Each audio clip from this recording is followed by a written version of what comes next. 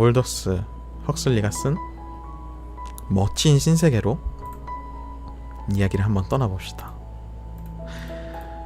자, 배경은 지금의 영국 국가라고 치면 돼요. 영국에 있는 위치, 그게 이제 미래. 네. 자, 메르게스님 잠깐만 참으시고 일단 방송을 다 듣고 나서 판단하셔도 늦지 않을 것 같아요. 자, 배경은 지금의 영국, 근데 약간 미래 시대의 영국, 고도의 과학기술이 발달한 미래 도시입니다. 도시로 이제 싹 들어가 보면은, 자, 일단은 우리 이미지로 들어가 볼까요? 엄청 큰 건물이 있어.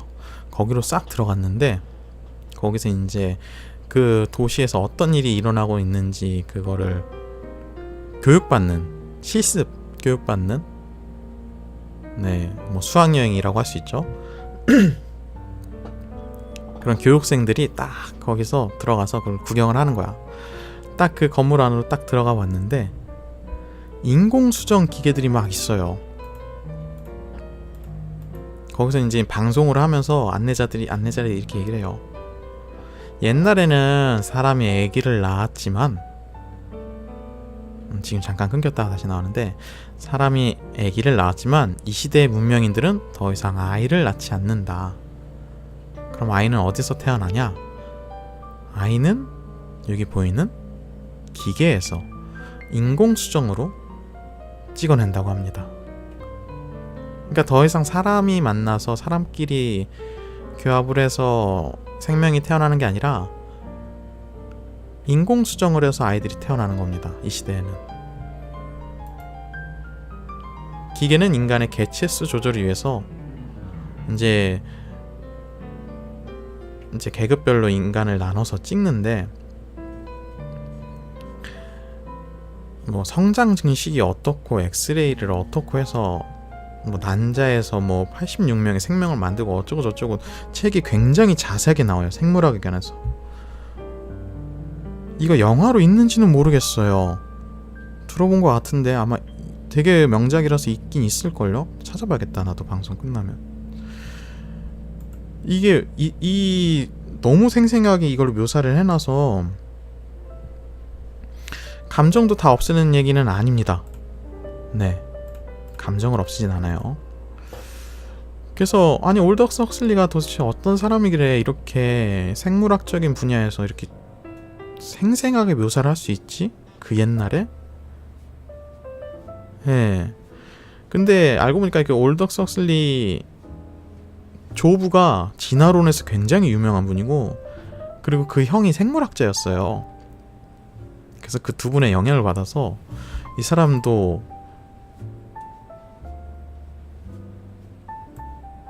와, 오늘 버퍼링 진짜 심하네.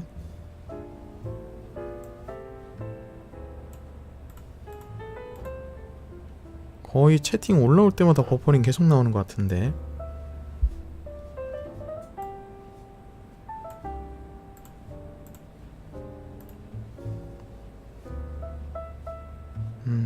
진짜 이게 무슨 일일까요? 네, 아예 지금 방송이 안 되고 있는데?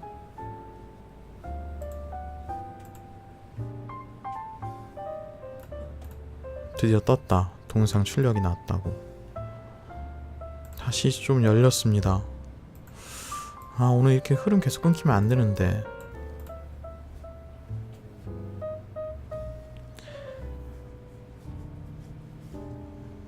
그래서 이렇게 잘 묘사를 하고 있고, 여기서 이제 인간들을 계급별로 이제 나누어서 생성을 할 때 알파, 베타, 뭐 감마, 델타, 엡실론 이렇게 계급별로 나눠서 사람들을 찍어냅니다. 그래서 이제 알파가 제일 높은 계급이고 엡실론이 제일 낮은 계급. 알파는 약간 머리를 쓰는 뛰어난 사람들을 만들어내고, 베타급은 약간 행정 업무, 중간 업무, 중산층들. 동시 송출이긴 한데 동시 송출하고는 지금 이게 아마 관계는 없을 거예요.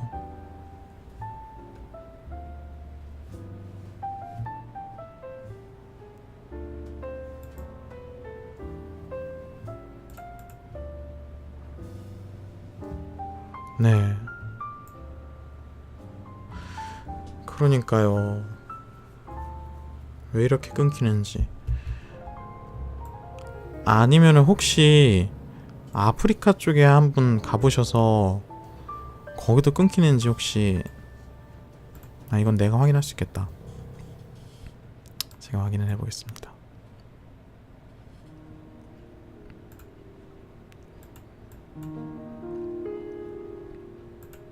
이게 중간에 하나를 끌려면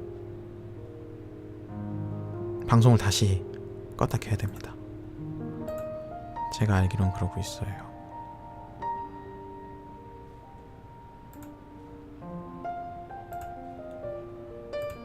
이야기를 계속 이어가 볼게요. 계속 체킹해 볼게요. 이 시대에는 아이를 낳지 않고 아이를 찍어내는데 계급별로 이 계급을 어떻게 정하냐? 아이를 찍어낼 때 호르몬 조절을 한다든지 그리고 성장 호르몬 조절을 한다든지 환경을 달리해서 건강한 아이는 계급별로 높은 쪽으로 만들어내고, 그러니까 다 계획된 거예요. 개체수도 계획돼 있고 계급별로 몇 명 찍어낼 끝도 계획이 돼 있고, 심지어 얘네들이 태어나서 뭘 좋아할지, 왼손잡이님 반갑습니다. 뭘 좋아할지도 다 주입시킨다고 해야 되나? 그러니까 하위 계급으로 만들기 위해서는 이게 태아한테 안 좋은 산소량을 줄인다거나 만들 때, 아니면 소량의 알코올을 집어넣는다거나 해서 철저히 계산해서 계급을 만듭니다. 그래서 이 각 계급은 태어나기 전부터 이미 직업이 정해져 있어요. 예를 들어서 이제 그 노동자층에서, 예를 들어서 공중에서 로켓 조종사가 될 아이는 애가 태어나면 끊임없이 회전하는 훈련기구에 넣고, 혹은 공중에서 로켓 수선을 할 아이는 똑바로 서 있을 때 혈액순환을 낮추고 거꾸로 있을 때 혈액량을 배로 늘려서 거꾸로 선 자세에서 행복감을 느낄 수 있도록 강제적으로 세뇌를 시키고 주입을 시키는 거야. 또 공장에서 일할 아이들은 꽃이나 들판, 자연들 이런 것들을 일부러 싫어하게 만들려고 그런 것들이 함께 있을 때 전기 충격을 주고, 밀폐되고 어두운 공간이 있을 때 쾌감을 느끼도록 세뇌시키고 주입시키고 설계를 시킵니다. 그래서 얘네들은 태어날 때부터 자기가 뭘 좋아하는지 결정돼서 나와요. 왜 우리들은 뭘 좋아하는지 막 찾아서 그걸 하면 행복하고 그렇게 느끼는데, 얘네들은 그럴 필요가 없는 거야. 이 시대의 사람들은 이미 태어날 때 뭘 해야 자기가 행복한지가 다 정해져서 나와. 그게 설계돼서 나오는 거예요. 그러면 이제 그런 생각이 들잖아요. 계급별로 나눴는데 그럼 서로 간에 싸움이 없을까?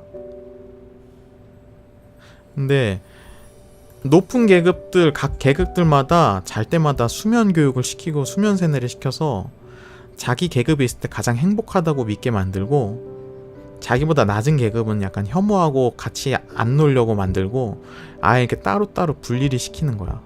그리고 낮은 계급일수록 지능을 낮춰가지고 높은 계급을 못 넘보게, 그런 거 상상할 수도 없게 만드는 거예요.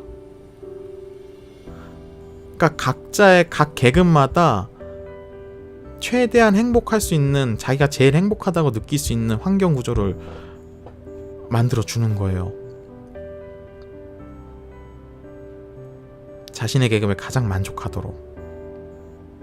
그래서 어렸을 때부터 수면 잘 때 이제 수면 세뇌 교육을, 주입 교육을 해가지고 주는 이제 슬로건들이 만인은 만인을 위한 것, 만인은 만인의 공유물, 공유, 균등, 안정, 이런 것을 최우선으로 하도록 주입을 시켜줍니다. 그래서 실제로 여기서 태어난 사람들은 굉장히 행복해요. 왜냐면은 자기가 하는 일에서 쾌감을 느끼게 다 설계가 돼서 나왔고, 또 여가 시간에 굉장히 자유롭게 놀 수 있고, 여기서는 규율이 지금의 시대와는 완전히 다른 게, 어렸을 때부터 이것도 세뇌 교육을 시키는 거죠. 어렸을 때부터 성의를 교육시킵니다. 그러니까 성적인 즐거움을 자유롭게 느낄 수 있도록 애들을 교육을 시키는 거야. 지금의 우리 세대는 어렸을 때 성적인 즐거움을 절대로 알려주지 않잖아요. 나중에 크면 알아서 알겠지. 요 정도까지 왔는데, 이때는 어렸을 때부터 적극적으로 성에 대한 즐거움을 느낄 수 있는 문화를 계속 형성을 해주고,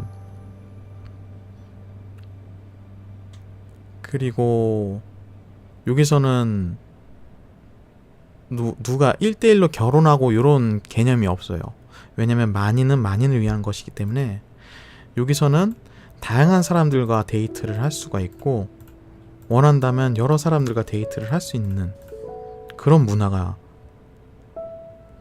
형성을 해놓은 거예요. 그래서 여성들은 태어날 때부터 불임이거나 신체적으로, 아니면 건강에 무해한 피임약을 항상 차고 다니는 문화가 있고, 원하는 만큼 여러 사람과 데이트를 할 수 있고, 그러니까 굉장히 자유롭고 굉장히 쾌락적인데 그거에 대한 부작용이 없어. 근데 그럴 때가 있잖아요. 그럼에도 불구하고 기분이 우울해지거나 불안해질 때가 있는 거야. 그럴 때면은 여기서는 소마라는 약이 있습니다. 이 약을 먹으면 기분이 좋아지고 행복한 환각을 경험해요. 소량으로 계속 섭취를 하게 되면. 그래서 이 사람들이 일을 하다 보면 이 소마를 배급받아서 모든 즐거움을 누리다가 그 즐거움에서도 우울하거나 불안감이 찾아올 때는 이 약을 먹으면 다 해소가 되는 거야. 절대 불안할 일이 없고, 절대 슬플 일이 없고, 그리고 모두가 즐겁고, 그런 세상인 거야. 완벽한 설계와 완벽한 안정적인 구조에 의해서. 심지어 이 사람들은 태어나서 죽을 때까지 늙지도 않아요. 성호르몬이 포함된 껌을 계속 씹는데 이게 노화 방지를 계속 시켜줘서 보통 한 60세에서 이제 죽는다고 나오는데, 여기 문화권에선 죽을 때 모습이 30대 모습입니다. 그러니까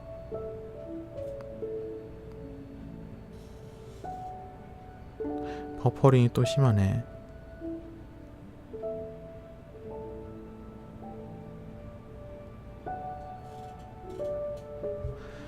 와, 이 버퍼링 너무 심한데?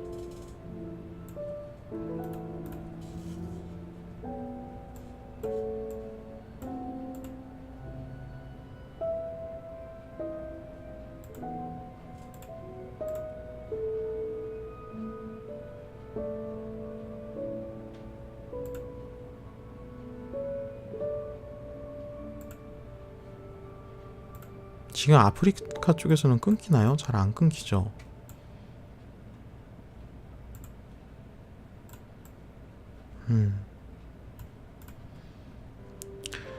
첫 소설을 하는데 오늘 버퍼링이 엄청 심하네요. 진짜.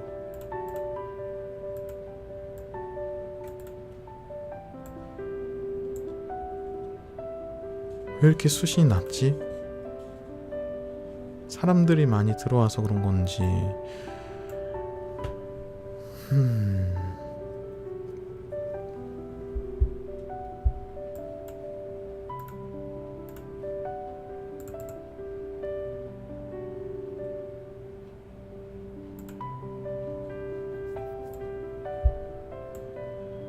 와, 진짜 엄청 끊긴다. 그죠?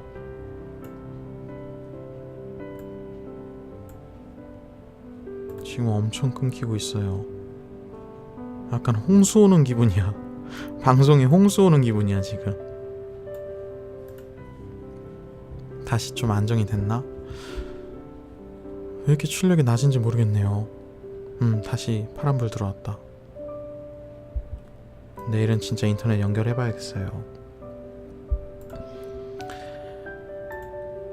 그래서 소마라는 약을 먹고 기분이 좋아지고, 여기 사는 문명인들은 늙을 걱정을 하지 않았대요.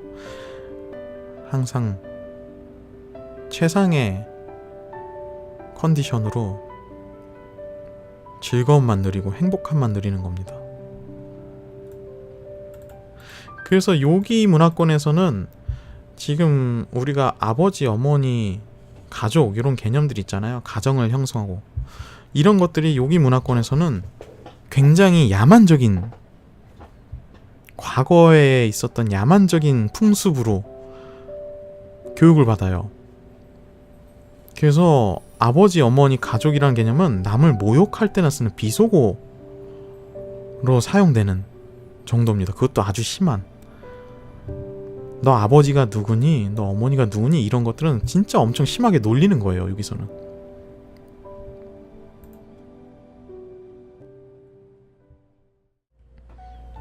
여기서는 사람을 찍어냅니다. 계급별로. 그것도 각자 계급별로 호르몬을 조절하고 세뇌시켜서 계급별로 키 차이도 달라요. 지능 차이도 다르고요. 그래서 여기서는 또 자유롭게 성의를 즐길 수 있고, 어렸을 때부터 만인은 만인의 것이라고 해서 자유롭게 데이트하고, 여기는 뭐 1대1 한 사람이 한 사람만 소유할 수 있고 이런 개념이 없어요. 그냥 모두가 원하는 사람하고 각자 원하는 만큼 즐길 수 있는 거예요. 그러다가 기분이 우울해지거나 불안해지면 부작용이 없는 소마라는 약을 먹으면 기분이 좋아지고 행복한 환각을 경험합니다. 네. 그리고 성호르몬 껌을 먹어서 평생 동안 늙지 않고, 여기서는 아버지, 어머니, 가족이라는 개념은 남을 모욕할 때나 쓰는 저급한 옛날 문화, 야만적인 옛날 풍습으로 불리고 있습니다. 한마디로 여기서 모두가 자기가 원하는 일을 하고, 모두가 행복하며, 모두가 안전하고, 원한다면 언제든 쾌락을 즐길 수 있고, 죽기 전까지도 젊음을 유지할 수 있어요. 이런 세상이에요. 지금보다 훨씬 미래죠. 이런 세상에서 벌어지는 이야기입니다. 제목은 멋진 신세계. 작가는 이런 세계를 그려놓고 멋진 신세계라고 하고 있는데, 이게 과연 멋진 신세계인지 아마 계속 우리 주인공들이 어떤 일을 겪어나가는지 경험을 하면서 나가보면 어떨까요? 레니나라는 여성이 있습니다. 약간 계급이 두 번째로 높은 계급이에요. 근데 이 레니나라는 계급의 여성이 굉장히 미모가 뛰어납니다. 엄청 예뻐. 백인이고 인기도 엄청 많아. 네, 아프리카가 문제였던 것 같습니다. 근데 이 레니나가 자기 룸메이트랑 얘기를 하다가 버나드라는 남자한테 관심을 갖습니다.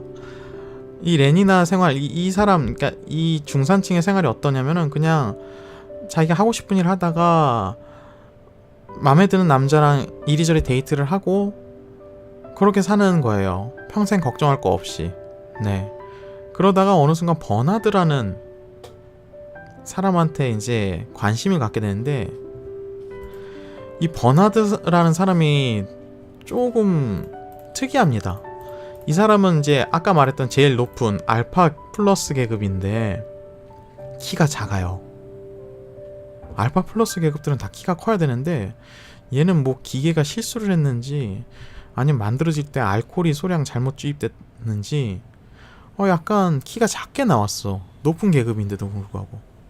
근데 또 엄청 똑똑해서 거기서 중요한 직책을 맡고 심리학자로 일을 하고 있는데 키가 희한하게 작어. 이 레니나라는 여성이 이 버나드한테 관심을 갖게 됩니다.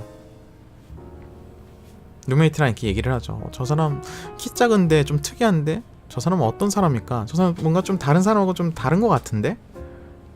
그래서 버나드한테 가서 일주일 동안 데이트를 하자고 요청을 합니다. 이때는 약간 데이트가 기간제예요. 여러 사람들하고 같이 데이트를 하다 보니까. 이게 다른 사람들은 놀라는 거죠. 아니, 버나드 사람 키도 작고 그래서 다른 사람들이 별로 선택을 잘 안 하는 남자인데 되게 예쁜 여성이 버나드를 선택을 하네.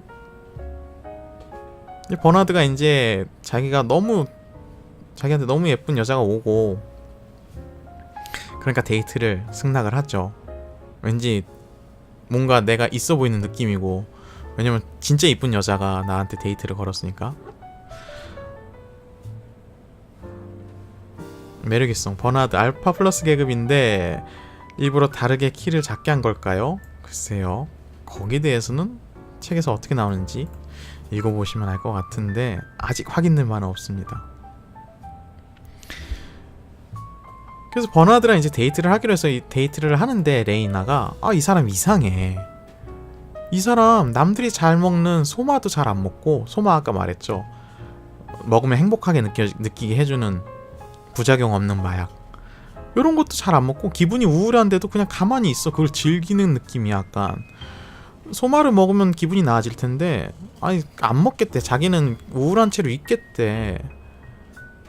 그리고 약간 되게 위험하고 모험적인 걸 되게 즐기고 헬리콥터를 타고 막 둘이 멀리 올라가가지고 엄청 폭풍우 바람 튀는 데 가가지고 거기서 데이트를 하니까 막 레이나는 놀라고 이러는 거야. 네, 저도 지금 안 끊겨서 너무 좋네요.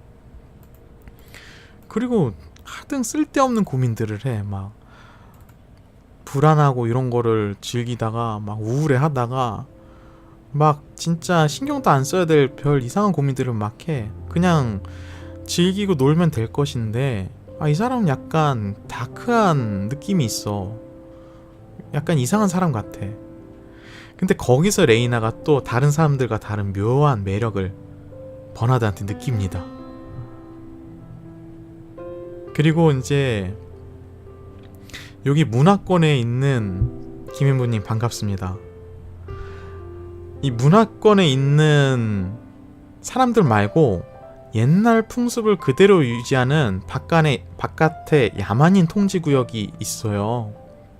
그러니까 이 야만인 통제구역은 아직까지 남녀가 결혼을 하고 애를 낳으면서 지내는 거고, 지금의 현재 우리 문화보다 훨씬 뒤떨어진 옛날 인디언들, 약간 아프리카 부족의 느낌들이에요. 그러니까 아예 문명이 잘 접근을 안 한, 지금도 있죠.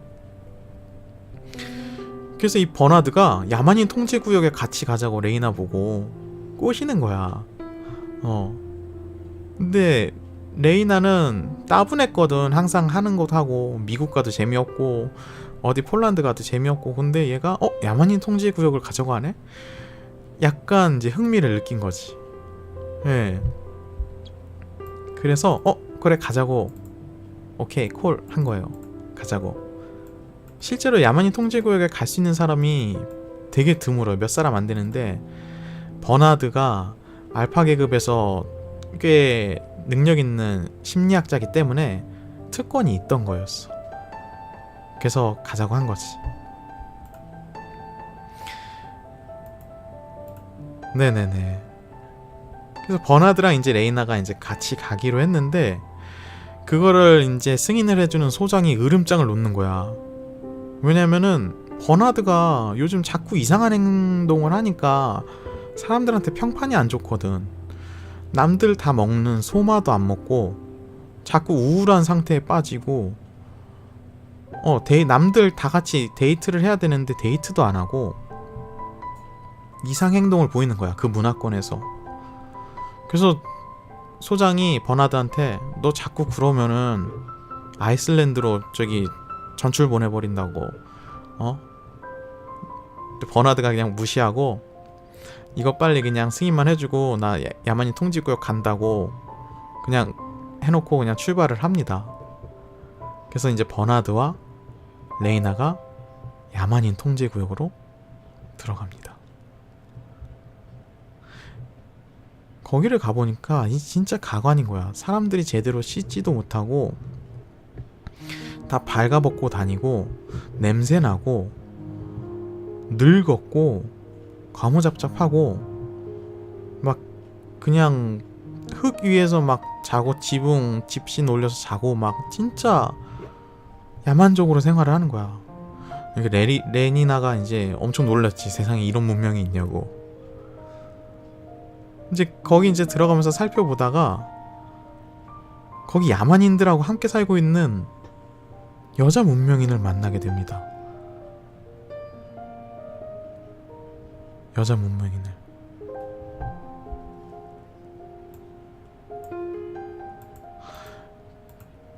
그 여자 문명인 상태가 근데 별로 좋지가 않아. 굉장히 살이 찌고 뚱뚱하고 냄새나고 알코올 중독에 이미 거기 있는 사람들 야만인들하고 똑같은 모습? 그거보다 더 지저분한 모습으로 거기에서 동화되고 살고 있는 거예요. 그래서 이제 버나드하고 레이니나가 놀래가지고 물어보는 거죠. 아니 너 왜 여기 있냐고, 너 우리 문화권 사람 아니냐고, 왜 야만인 통제구역이 있냐고 물어보니까 이 여자 문명인이 얘기를 합니다. 나도 원래 너네 나라 사람이었다.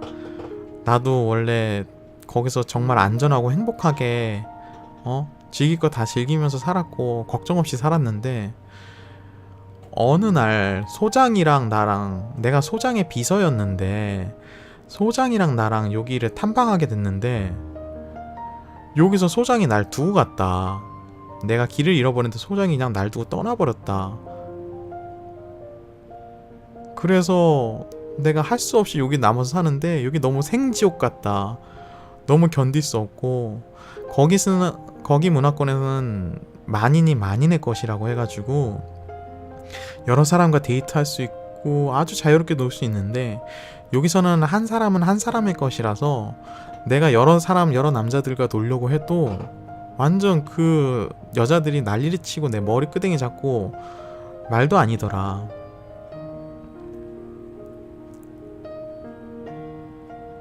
근데 그렇게 버티다 결국 못 가고 살고 있었는데 이제 드디어 너네들을 만났다, 이런 얘기를 하는 거예요. 이 버나드는 이제 눈이 번쩍 띈 거지. 소장이 이런 나쁜 짓을 했으니 이걸 가서 알리면은 자기한테 으름장 났던 거 다 취소할 수 있고 한 방 먹일 수 있겠구나. 버나드가 이 생각을 한 겁니다. 근데 이 여자 문명인한테는 아들이 하나 있었어요. 혼혈족도 아니야. 백인이야. 근데 그러니까 이 아이가 소장이랑 그 여자 문명인의 아이인 거지. 그러니까 피임약도 다 떨어졌을 때 소장이랑 사랑을 해서 임신을 한 상태에서 소장이 버리고 간 거야. 그러니까 버나드가 이제 올커니하고 소장 너 이제 큰일 났다. 너 가서 이거 폭로하면 너 난리 난다 하고 이 아들을 데리고 가려고 합니다. 아들이 꽤 컸거든요. 근데 이 아들이 정말 엄청 잘생긴 거야. 막 거의 정우성급이야 막. 그래서 심지어 그대로 백인이고 그 야만인 부족들과는 다르게 레니나가 이 아들을 보고 반합니다. 이 아들이 존이라는 이름의 아들인데 이 존을 보고 반해요. 거기서 야만인 생활을 했던 이 존을 보고 반해요. 존도 레이나를 보고 반합니다. 이렇게 예쁜 여자를 본 적이 없으니까. 근데 존은 그러니까 모쏠이라서 약간 대시를 못해 레이나한테. 그래서 이제 버나드가 레이나와 이 존 그리고 이 여자 문명인 린다라는 여자 문명인을 데리고 자기 문화권으로 다시 돌아옵니다.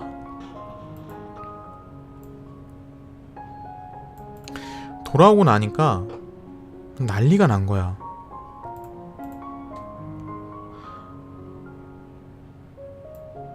왜냐면은 소장이 버나드를 아이슬란드로 진짜로 보내려고 막 공표를 하려고 하고 막 이미 준비를 다 해놓고 있었던 거야. 그래서 버나드가 이 소장 아들 존, 여자 문명인 소장이 버렸던 비서 둘이 데리고 가가지고 얘기를 합니다. 다 퍼트립니다. 폭로를 합니다. 소장은 아버지고 이 사람은 어머니고 이 사람은 아들이고 얘네가 이렇게 해서 아기를 낳습니다. 그랬더니 거기 또 문화권 사람들이 난리가 난 거지. 세상에 어떻게 그렇게 저급한 행동을 할 수가 있고, 세상에 아버지 어머니라는 말이 나올 때마다 막 웃는 거야 사람들이. 왜냐면 그 문화권에서는 아버지 어머니 가족이라는 개념이 굉장히 천박하고 야만스러운 조롱거리의 단어로 쓰였기 때문에 결국은 버나드가 이기고 소장이 자리에서 물러나고 탈락합니다. 버나드는 이제 으쓱으쓱 되는 거지. 거기다가 이제 야만인을 데리고 왔어. 되게 특이한 야만인을 데리고 왔어. 심지어 야만인 생활을 하고 있는 사람을 데리고 오니까 사람들이 얘를 구경하려고 엄청나게 몰려드는 거야. 그러니까 버나드는 이 야만인 존으로 명예를 떨칩니다. 약간 동물원에서 원숭이로 돈 버는 것처럼 이 존을 앞세워서 막 엄청나게 행사를 띄고 엄청나게 인정을 받고, 그간 자기는 알파 계급이었지만 키가 작아서 열등감에 엄청 시달렸는데 이제는 사람들이 자기만 보면 진짜 엄청나게 굽실거리는 거야. 같은 동료들도. 그러니까 너무 우쭐거리고 그게 너무 좋은 거지. 그러다가 존이 이제 대박 사건을 칩니다. 존이 이렇게 돌아다니다 보니까 이 문화권 뭔가 좀 이상해. 자기가 여지껏 경험했던 생활하고 완전히 안 맞고 뭔가 이질감 들고 뭔가 아름답지 않아. 여기 문화권에선 즐길 것들이 되게 많았거든요. 근데 그런 쾌락으로 놀릴 수 있는 것도 되게 많았고, 근데 그런 것들이 다 추악하게 느껴지고, 왜냐면 자기가 보고 배웠고 듣고 살았던 문화랑 완전히 다르니까. 그리고 막 서로 막 너나 할 것 없이 막 성의를 즐기고 이러니까 이 사람이 이게 너무 추악한 세상이다라고 생각을 하는 거야. 그래서 버나드는 자꾸 존을 끌고 나가서 이제 전면을 내세워서 여기 야만인 보십시오 이러고 있는데, 존이 이 문화권에서 이 문화가 질려버리니까 버나드가 큰 대형 행사를 잡아버렸을 때 아예 나오질 않습니다. 방문을 걸어 잠그고, 버나드 진짜 뭐 돼보라고, 나 안 간다고, 더 이상 이 쇼에 함께 해줄 수 없다고 그러면서 대형 행사가 완전히 망합니다. 진짜 고위직들이 초청되고 막 엄청난 행사였는데 버나드는 제대로 물을 먹습니다. 그래서 사람들이 다시금 버나드를 비난하고 욕하고, 버나드는 이제 다시 또 나락으로 빠져들었죠. 그 무렵에 레니나, 아름다운 연인 레니나가 존에게 대시를 하는데, 존도 레니나가 마음에 들었다고 했잖아요. 근데 레니나가 자꾸 너무 육체적으로 접근을 하고 자기가 이해할 수 없는 문화로 생각을 하고 접근을 하니까 엄청 혼란을 느끼는 거야. 오늘 내용은 미래의 모습, 1930년대에 쓰인 미래 소설에 대해서 얘기를 하고 있습니다.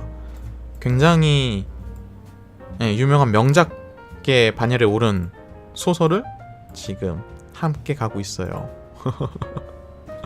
부담스러운 거야. 왜냐면은 자기네 야만족 문화권에서는 한 사람은 한 사람만 사랑을 해야 되고, 그리고 정조를 지켜야 되고,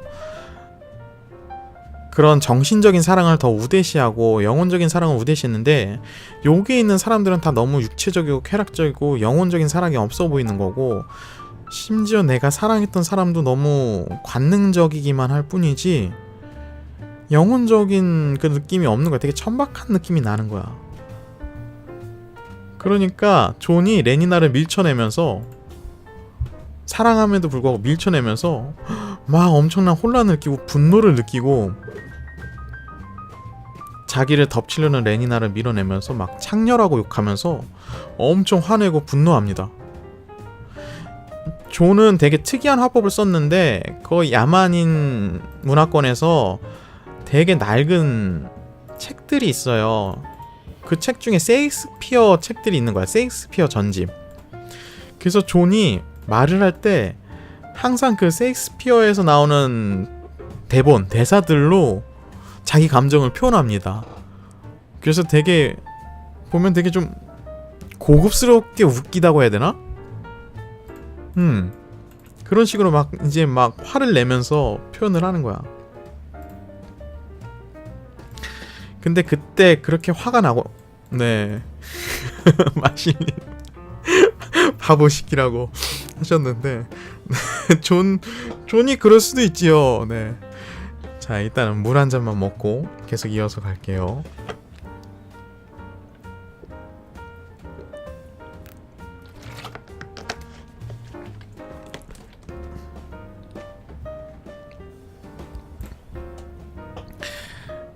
그때 존한테 연락이 왔는데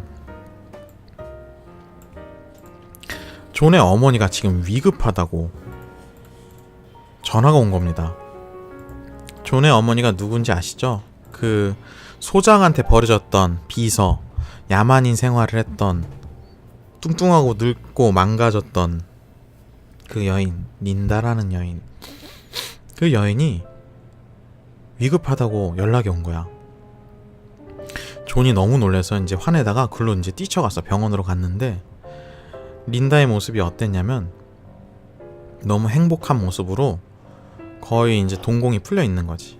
왜냐면은 자기 문화권에 다시 왔으니까 다시 이제 소마의 의지를 하는 거예요.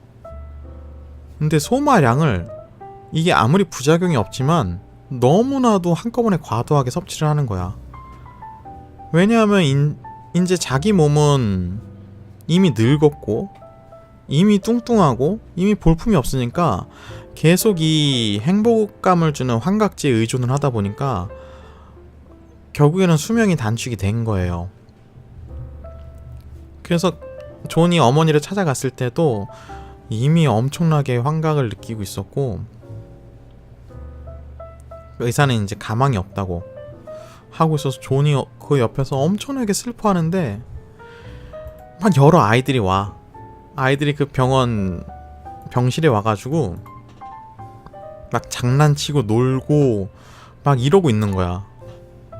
상상을 할 수가 없죠.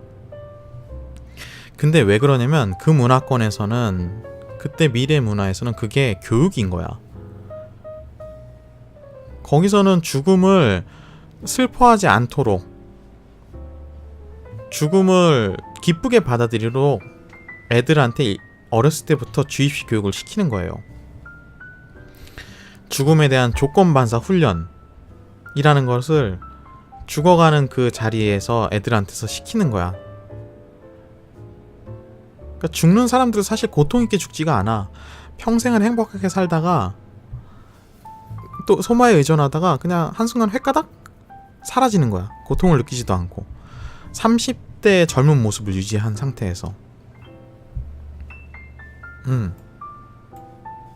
그러니까 애들은 처음부터 끝까지 계속 주입식 교육을 당하는 거예요.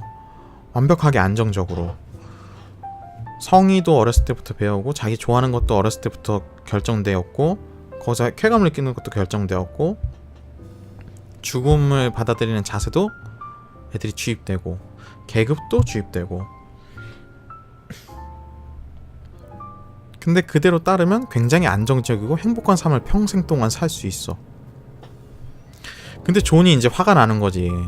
아니 어떻게 사람이 죽어가는데 애들이 날뛰고 신나고 장난치고 이러고 있냐고.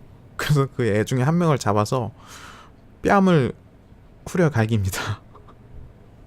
그냥 난리가 났지. 이제 그 주변 사람들이 아니 왜 그러냐고, 왜 죽음에 대한 조건반사 훈련을 방해하냐고. 한 번만 더 그러면은 경찰을 부르겠다고. 줄라타님 과연 그게 행복한 걸까요? 라고 의문을 주셨는데 아마 이야기 좀 더 가서 그 질문에 대해서 우리 함께 다뤄보도록 해요. 결국에는 이제 끌려 나갑니다. 경찰이 와서 교육방해죄로. 그래서 존이 화가 머리끝까지 난 거야. 이 야만인 존이 화가 머리끝까지 났어. 그래서 병원 직원들 소마 나눠주는 곳 일과 끝내고 이제 이 소마 나눠주는 곳에 가가지고 깽판을 칩니다. 여러분 그거 먹지 마십시오. 그거 독극물입니다. 여러분들의 영혼을 죽이는 독극물입니다. 여러분들 자유를 택하셔야 됩니다.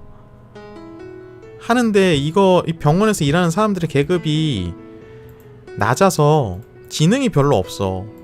그러니까 앞에서 이상한 애가 이상한 말을 하니까 우왕좌왕하는 거지.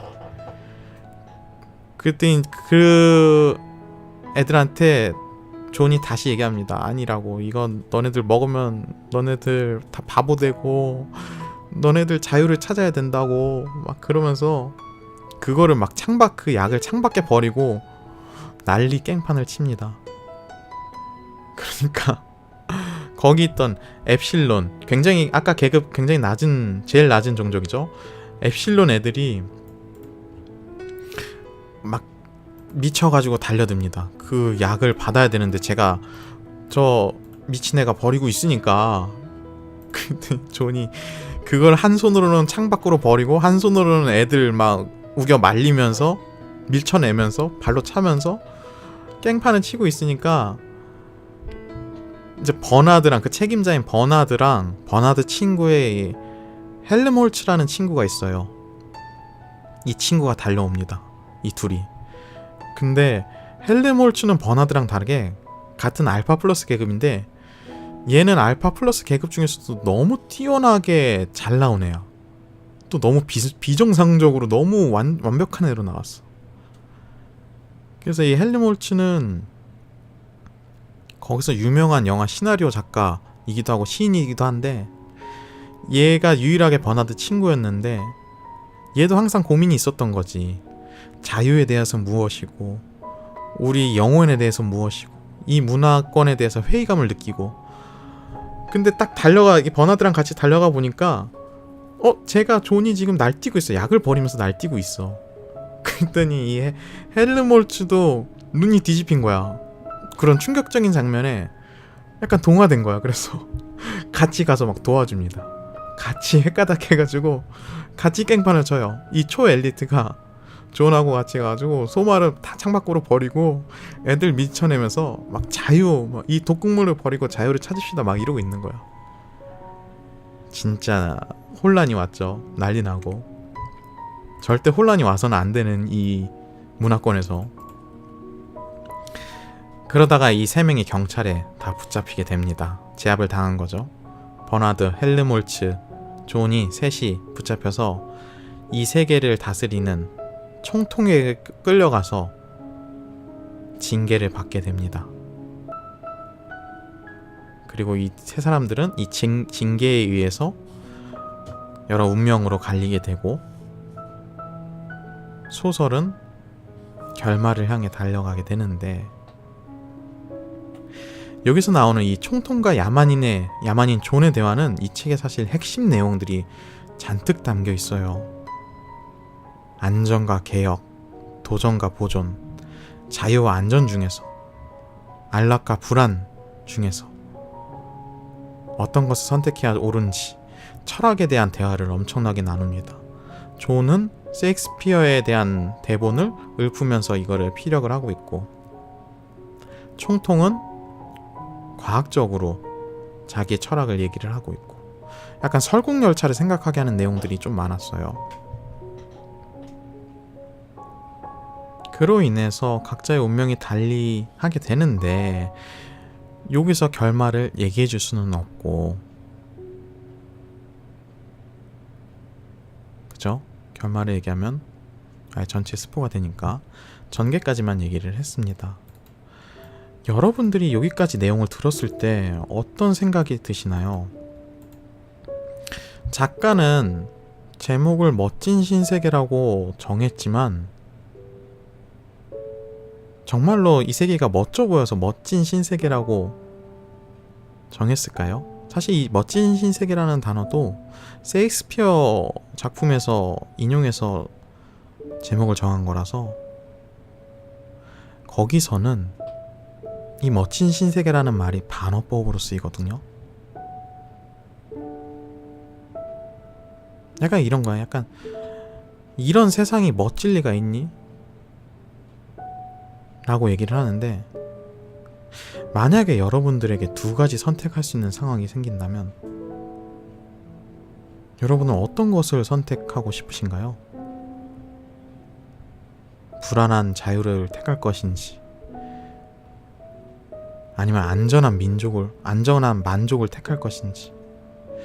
제가 다시 한번 우리 얘기했던 질문을 드려볼게요. 만인이 평등하고 행복하고 안정된 세상, 그리고 고독하고 의무가 가득한 불안한 세상 중에서 여러분들은 어떤 세상을 선택할 수 있나요? 어떤 세상을 선택하고 싶으신가요?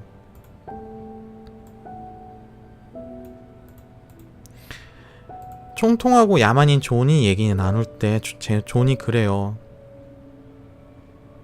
나는 불행할 권리를 갖고 싶다고.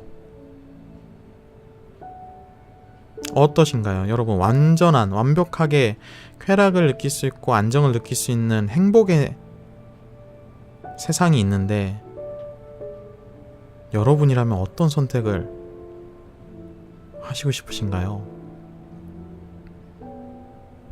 그리고 과연 주인공들은 어떻게 되었을까요? 그것은 책에서 직접 확인해 보시길 바랍니다. 올덕스 헉슬리의 멋진 신세계의 일부분입니다. 어떠셨나요? 제가 중간까지는 얘기를 들었는데 저는 이 책을 딱 다 읽고 덮은 순간, 와, 어떻게 이런 상상을 하지? 네, 줄라탄이 아까도 말했지만 그건 행복 같지 않아요. 그럼 무엇이 행복일까요? 무엇이 행복일까요?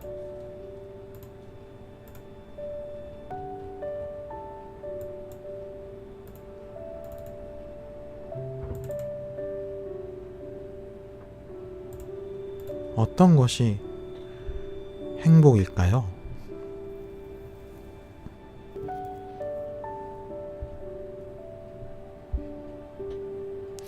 우리는 안정을 위해서 달려들고 쾌락을 위해서 달려들고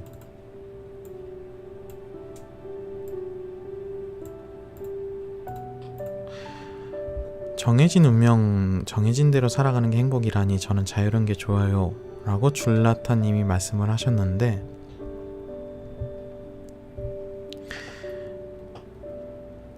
자유에는 반드시 대가가 따르거든요.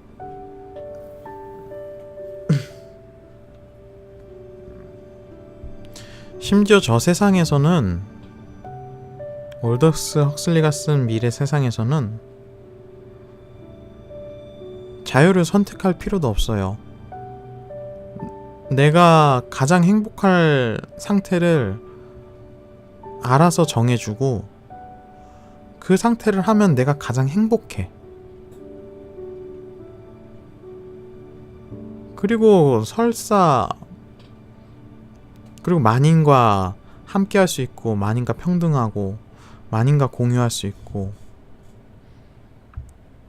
그리고 설사 기분이 나빠져도 소마라는 약만 먹으면 바로 해결이 돼. 그리고 늙고 노화되고 그런 것들에 대해서 걱정할 것도 없어. 나는 60세, 80세까지 가장 멋있고 가장 젊을 때를 유지해서 항상 즐겁고 행복한 삶을 살 수가 있어. 제가 이 질문은 실제로 이 책을 읽고 너무 놀래서 다 물어봤거든요. 만나는 사람마다. 어떤 대답이 많이 나왔을 것 같나요?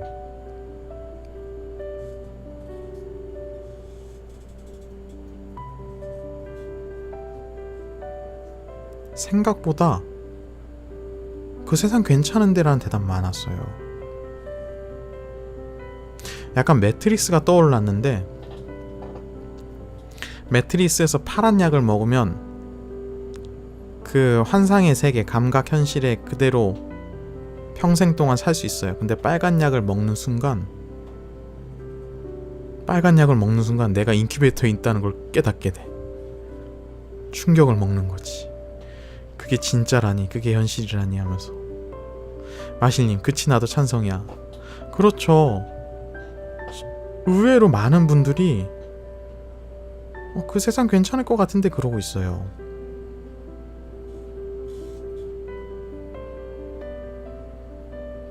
우리가 자유에 대한, 뭐라고 해야 되나, 삶의 고통, 자유에 대한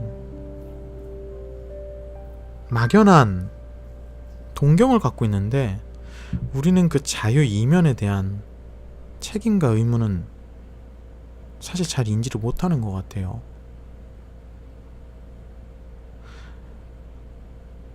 대신에 그런 건 있죠. 주권이라고 해야 되나? 스스로 선택하고 스스로 책임지는 그것은 잃어버리겠죠.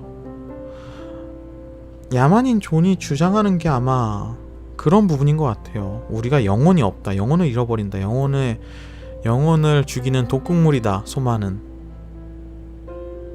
이야기하는 부분이 그 부분인 것 같아요. 이 작품이 왜 SF 소설이면서도 명작 반열에 올랐는지 지금 잠깐의 내용으로도 좀 감이 오시지 않나요?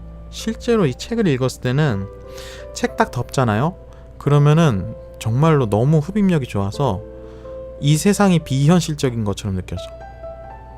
그 세상에 너무 빠져, 이 책에 너무 몰입돼서 내가 인지를 하다 보니까 책장을 딱 덮는 순간 약간 과거로 돌아왔네, 약간 이런 느낌이야.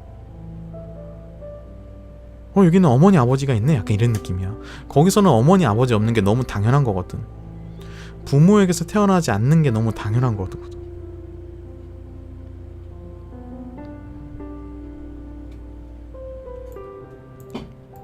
정말 명작입니다. 그리고 정말 좋은 질문을 던지는 책이에요.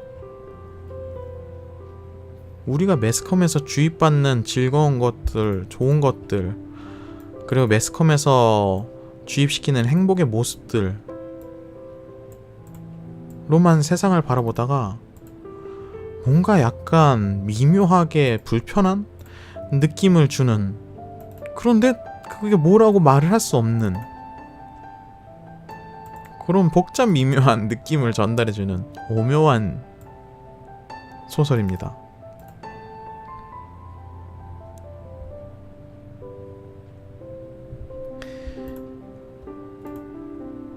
한번 생각을 해보시면 어떨까 합니다. 이게 제가 고민을 했을 때는 확 이렇다라고 답을 내리기도 좀 어렵더라고요.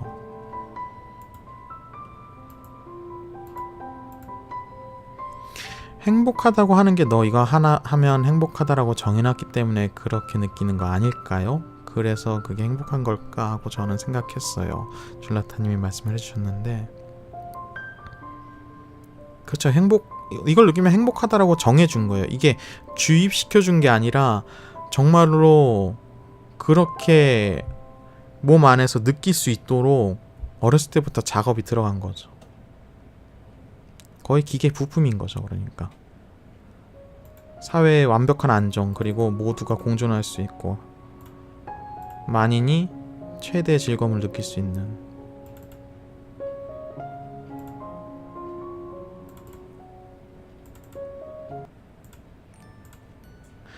책 먹는 남자, 책식주의자, 수영. 오늘은 첫 소설 리뷰로 멋진 신세계를 함께 다뤄봤는데요. 솔직히 중간에 방송이 너무 끊기고 2번이나 재접하고 이래서 너무 안타까워요. 오늘 방송 진짜 굉장히 흥미로운 내용들이었는데 전달하다가도 뚝뚝 끊기고 그래서 좀 많이 아쉽네요. 이거 편집을 또 어떻게 해야 될지, 요거는 거의 하나짜리로 편집이 되지 않을까 생각이 듭니다. 오늘 방송 어떠셨나요? 구독과 좋아요 안 누르신 분들은 한 번씩 눌러주시면 감사하고요. 오늘은 12시가 좀 넘어서 끝내게 되었어요.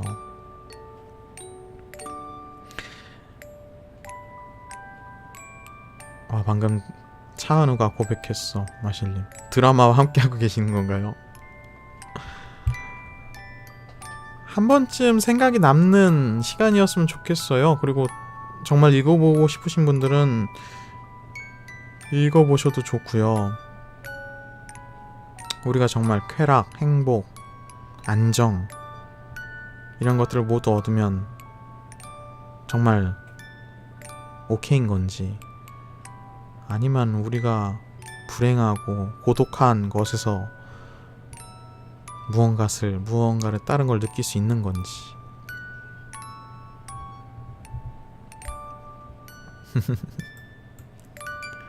그랬다면 성공이네요. 명작 속에는 저도 처음이라 좀 잘 전달이 되었길 바랍니다. 마무리하고 끝내야 될 것 같아요.